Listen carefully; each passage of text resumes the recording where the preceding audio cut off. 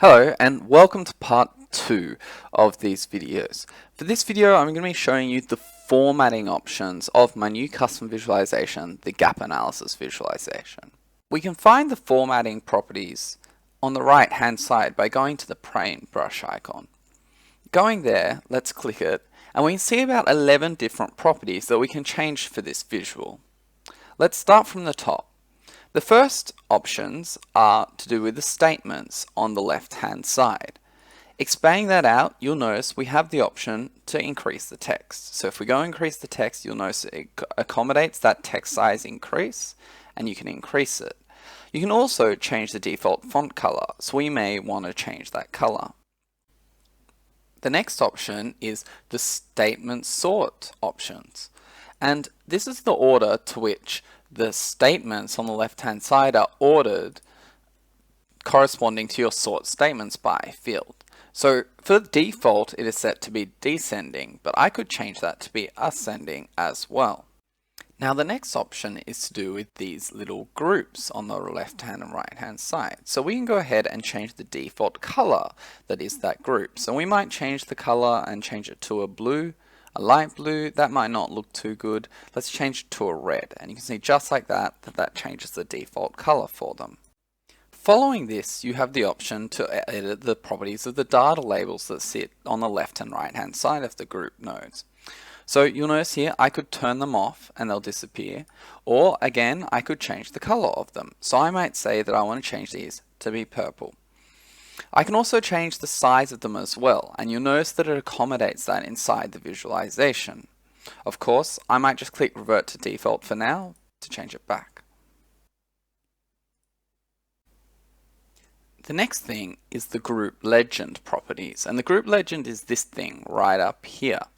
We can go ahead and change the text size of these two items, or we can even change the size of the circle radiuses. So you'll notice if I change them here, I say 99, they become really big, but you can change that and it's flexible and up to you. The last area is to do with editing the properties of these gap bars. So you'll notice here that I can go gap bar and we could change the color of the gap bar. So I might change that color, and you notice I change it to brown.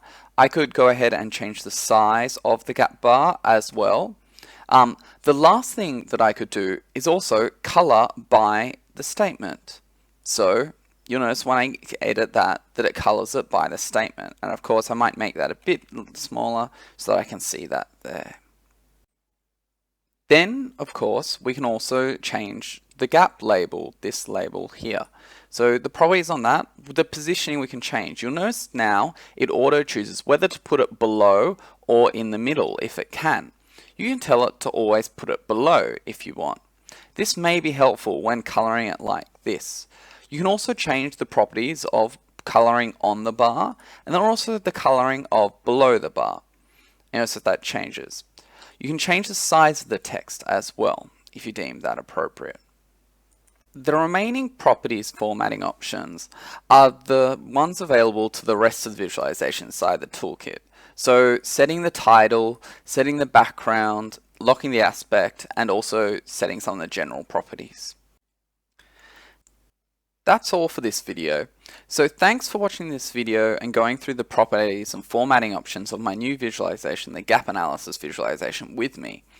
Again, any improvements or features that you would like to see added to this visualization, would love to hear about them.